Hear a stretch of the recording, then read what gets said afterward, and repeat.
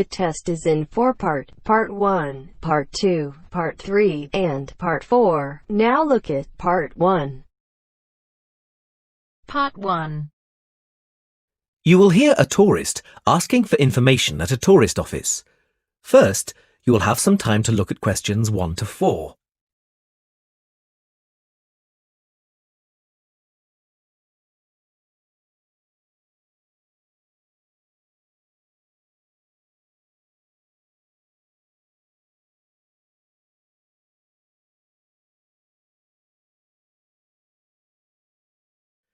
Now we shall begin. You should answer the questions as you listen because you will not hear the recording a second time. Listen carefully and answer questions 1 to 4. Hello, how can I help you? Hello. Is it possible to book a bus tour of the city here? Of course, sir. When would you like to take the tour? There are tours in the morning, afternoon and evening. Sometimes it's nice to see the city at night with the buildings lit up. We'll be going out for dinner tonight, so we'd prefer to go this afternoon. Oh, and it's for 2 people. Right. Now, I just need some details. Can you give me the names of the 2 people, please? Yes, Susan Field and James Carter. Susan Field and James... Sorry, can you spell your surname for me, please? It's Carter. Carter. Thank you. And can I have a contact telephone number? Why do you need one? Just in case we have to cancel the tour and need to contact you. I see. Well, my mobile number is 07988 636 197. That's 07988 636 197. Now, can you also tell me which hotel you're staying at? The Crest Hotel. Oh, no, sorry. That's the hotel we're staying in next week. It's the Riverside Hotel. Oh, the Riverside is a lovely hotel. Are you enjoying your stay? Yes, we are, very much. We'd definitely recommend it to others. Oh, I am glad. Now, I can book you on the tour at 4 p.m. Would that suit you? Alternatively, there is one at 2. 2 would be better for us, please. Right. That's booked for you, sir. 2 people at 2 p.m. today, August the 14th. You pay the bus driver when you get on, and it's £4 per person. Thank you very much. Before you hear the rest of the conversation, you have some time to look at questions 5 to 10.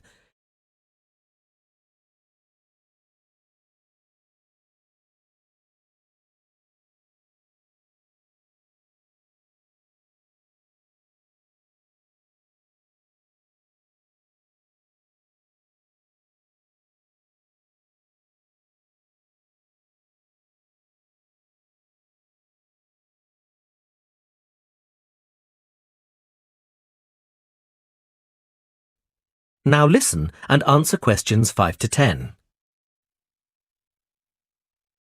Can I also ask you about the museum in the main square?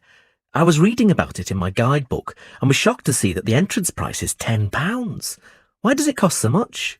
Well, the museum has the largest collection of Latin American art in Europe. People come from all over the world to see it. But that's not the reason why it's so expensive to get in. You see, the building is very old and it needs repairs. The £10 ticket cost will go towards repairing the roof and the walls. I see. Well, I suppose it's worth paying £10 to see the collection. Yes, I think so too. Is there anything else I can help you with? Actually, there is. I was wondering if you knew of any good restaurants in the area. Well, there are a few restaurants near the harbour and a couple on the beach, which are nice. The problem is that the smell of the fish market is quite strong down there. I don't think my girlfriend would be very pleased. I know what you mean. It's not very romantic, is it? My advice would be to go to the next town. It's bigger and the restaurant selection is wider. You can get there by taxi and it only takes about 10 minutes. The town is quite picturesque. Is it for a special occasion? Yes, it's my girlfriend's birthday, so I'd like to go somewhere special.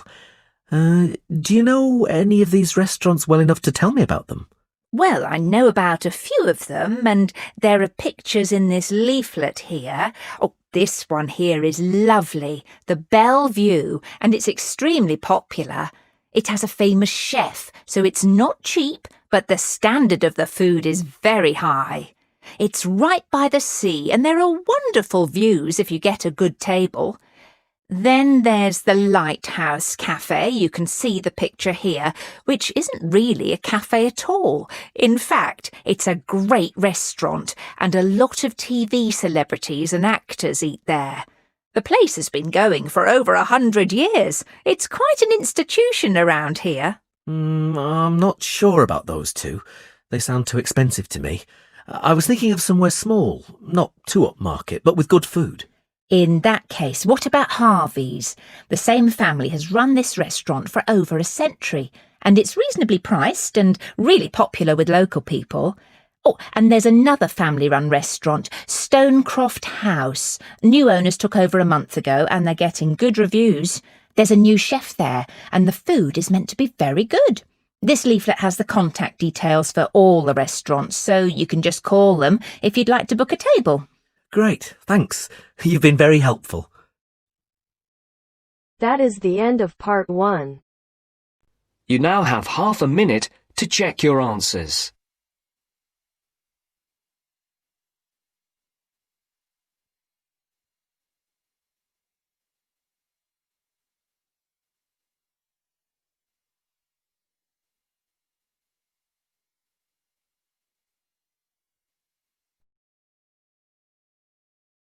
Now turns to part 2.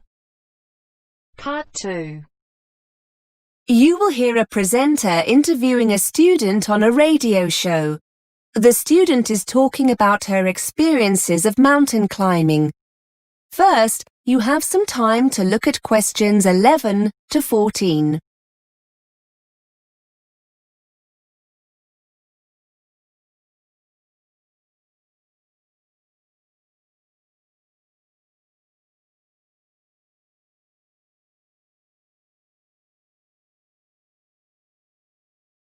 Now listen and answer questions 11 to 14. Welcome back to BURS, your independent student union radio station. We're looking at some of the incredible feats one or two of you have been up to during your summer break. I'm with Catherine, who's going to tell us about her successful climb of one of the most iconic mountains in the world, Mont Blanc. Catherine, tell us a little about your achievement. Well, actually, it was the second time I've reached the summit. The first was in 2007, the year before I came to university. People are often surprised to hear how popular the mountain is with climbers. I've read somewhere over 30,000 people attempt the climb each year, and around 200 people a day summit during the summer season, so it's very crowded up there. Unfortunately, it's also potentially very dangerous. In July 2007, the month before I did my first climb, the death toll reached 30, mainly due to bad weather conditions. The sheer number of people can cause falling rocks, which only adds to the danger. Before you hear more of the interview, you have some time to look at questions 15 to 20.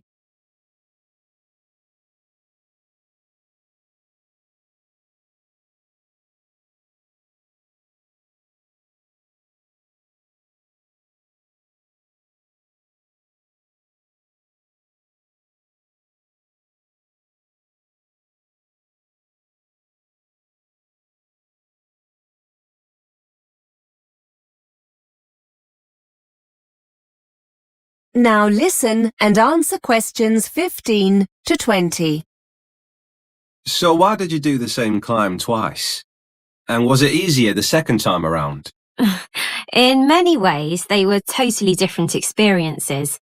The first time I went as part of an organised group. There were about 20 of us, and we took 4 days to summit. It was much more of a sociable experience compared to the second climb. This year, I decided to go solo with just one overnight stop. I felt more confident having already summited once, and I wanted to face the challenge of being in control. Actually, You're never really alone. There are other climbers and groups around all the time, but I suppose being alone made me feel more intrepid. The first climb was quite difficult as the weather was very changeable, and we found ourselves climbing in very cold, windy conditions. We were in a group, so we offered each other encouragement, but it was still very difficult. The weather this time was wonderful. Plus, I also spent a few days beforehand in Chamonix and acclimatized myself more to the altitude. This certainly made it easier. You can achieve the same thing by climbing some of the smaller peaks in the area first, but I wanted a more leisurely start. It was fantastic. I thoroughly enjoyed it. Did your experiences on the first climb help you the second time around? I'm wondering if you have any useful advice for others planning on doing something similar. Well, because the climb's becoming so popular, I think people don't always give it the respect it deserves. And I'm not talking here about the physical condition you need to be in to take on a challenge like this, or having the right equipment. That goes without saying. I think what took me by surprise more than anything else was the extreme weather conditions, even in the summer. For those who want to summit in a single day or two, the climb will often start early in the morning, so you'll need to make sure you're wearing enough layers to protect yourself from the cold and wind. You'll be glad of this when you hit queues and find yourself standing around, waiting to move on. Then at the other extreme, around midday, you must make sure you're fully protected from the sun, or you're likely to get very badly burnt. Whether you climb alone, in a group, or with a guide, that will depend on your own experience. But however you decide to go, it's essential that you take your time and get used to the altitude. Okay, many thanks for taking the time to come in and tell us all about it. That is the end of part 2. You now have half a minute to check your answers.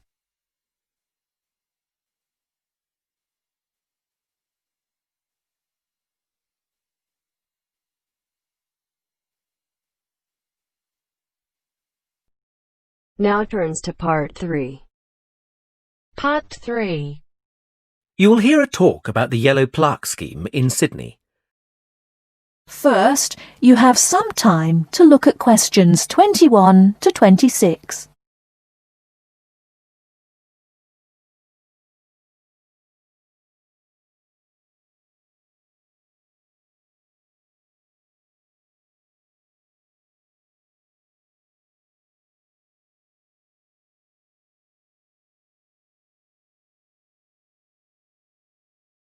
Now listen carefully and answer questions 21 to 26. Thank you for coming along to the Cultural Sydney talk. I'm going to start by telling you about the Yellow Plaque scheme, which has been running in Sydney for over 40 years and has been incredibly successful. When you're walking around the city, you'll see some buildings with a small round yellow plaque on them. If you take a closer look, you'll see the name and details of a famous person who lived in that very place. We have at present 130 plaques up in the city. The scheme has been great for tourism, but it was really started to raise awareness of the rich history of Sydney, both locally and nationally. And we think we've managed to do this. We also wanted to make people aware of the impressive list of important people who have lived in this city, and we've certainly achieved that. But that's not all.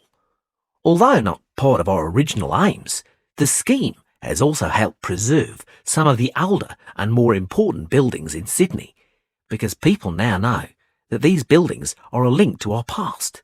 Some of the buildings are actually over 180 years old, which for Australia is ancient. We actually think that this is where the scheme has achieved the most success, in raising the profile of our rich history. Of course, it has helped tourism, but not only that. Locals also walk around looking at the plaques. It has been really wonderful in highlighting our past. Some people are quite surprised to see who has lived here. Take Errol Flynn, for example. He was married in Sydney.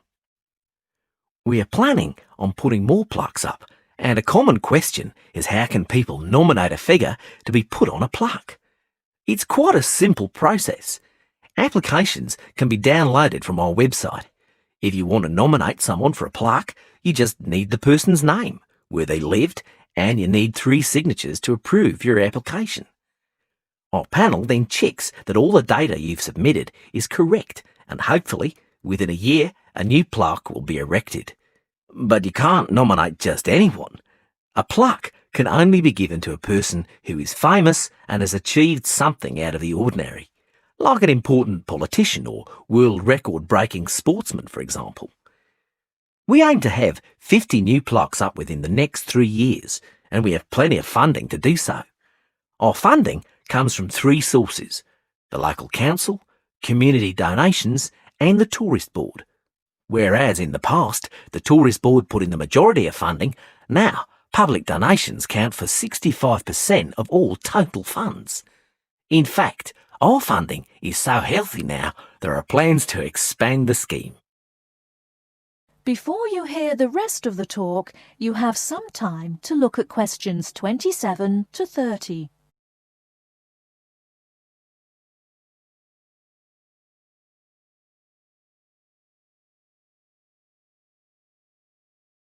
Now listen and answer questions 27 to 30. At the moment, we only have yellow plaques for all the famous people, but we are aiming to produce different coloured plaques so that people can do specific walks. For example, if they are interested in famous sports personalities, they can do a tour following the red plaques, the colour we are aiming to use for these people. We are looking at introducing grey, white and green plaques as well.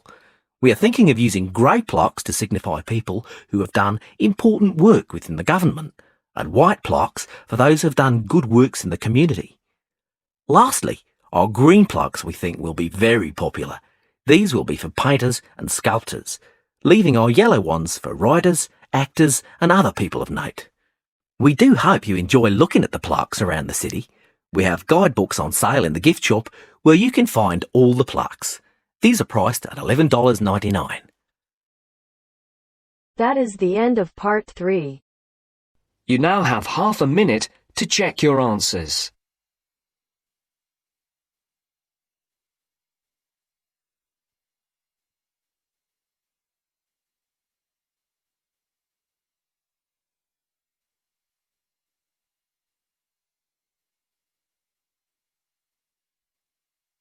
Now turns to part 4. Part 4.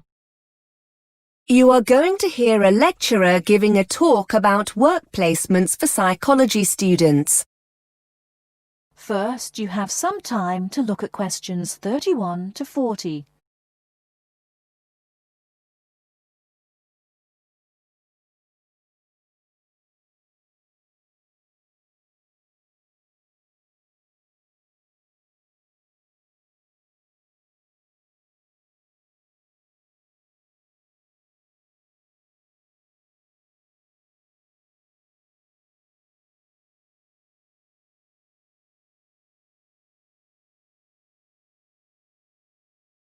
Now, listen carefully and answer questions 31 to 40. Good morning. I'm here today to talk about the placement that's offered to all psychology students. As you all know, this takes place in the 3rd year of the Psychology BSc. I'm here to explain a little about the placement and how the process works. A lot of preparation's involved in getting these placements right, so you need to be thinking about this now. Students taking up a placement year benefit immensely from the experience. To find decent employment in the field of psychology, the chances are you'll need to undertake some form of postgraduate training, such as one of our master's courses. These courses invariably demand experience in the field you intend to study. So being able to gain this experience during your undergraduate degree is a great advantage. There's a lot to be gained from joining the scheme. Of course, it will help you identify the areas of psychology you may or may not be interested in. And you'll develop transferable skills such as problem-solving, team-working, communication skills that employers demand and that graduates often lack. Also remember that the placement will offer you networking opportunities to become acquainted with key players in your field. Many of our students who've completed a placement year take up a position with the same employer after graduation or after successfully completing postgraduate training. In fact, many of our students from previous years now hold influential positions in the police, the health service and the private sector as a direct result of their placements. The placement you choose will depend very much on your own area of interest. Those of you who have a particular interest in research can opt for a placement in a hospital unit here or abroad, working in areas of forensic and clinical psychology. A post here can be very rewarding and allows you to contribute to qualitative and quantitative research data and learn practical research skills you can use in your coursework. For those who prefer hands-on experience of working with patients, there are a wide range of options available. We have links with several charitable and public sector organizations that support stroke patients and people recovering from serious physical trauma, for example due to motoring or industrial accidents. You'll have the opportunity to help them deal with long-term clinical treatment and pain management. There are several opportunities to work with addiction and rehabilitation units. The kind of experience you'll gain here can be very wide-ranging. For example, offering you the chance to observe group therapy and one-to-one counseling sessions for anxiety and anger management classes. Students are encouraged to give their reaction to sessions during regular team meetings, which can often be of benefit to both the student and the organization. For those of you interested in the application of psychology in education, we have a number of students who take placements working with children with special educational needs. Students in the past have worked as teaching assistants and contributed to teacher training workshops. There's a lot more information about this on the website, including case studies written by some of our previous students. These will give you a much wider and richer picture of our placements. As I said earlier, you should already be giving this some serious thought. Our placement officer, Greg Smith, will be able to advise you about the organizations we have contacts with and we've worked with in the past. Once you've discussed the opportunities available, we ask you to contact the organization concerned to investigate potential positions and to arrange an interview. Your personal tutor will be able to help you with updating your CV and interview skills. During the enrollment process, you'll have been notified of the need to obtain a CRB check. In cases where you're working with vulnerable people, it's a legal requirement that you've had a Criminal Records Bureau check carried out. Without this, we won't be able to approve the placement. If you haven't yet arranged this, you must notify the placement officer of this during your first meeting. He'll give you the necessary paperwork to make your application.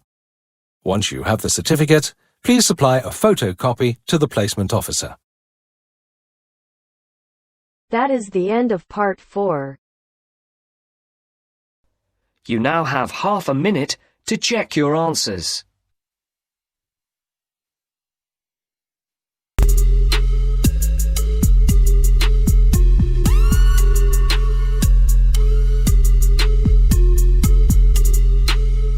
That is the end of the test.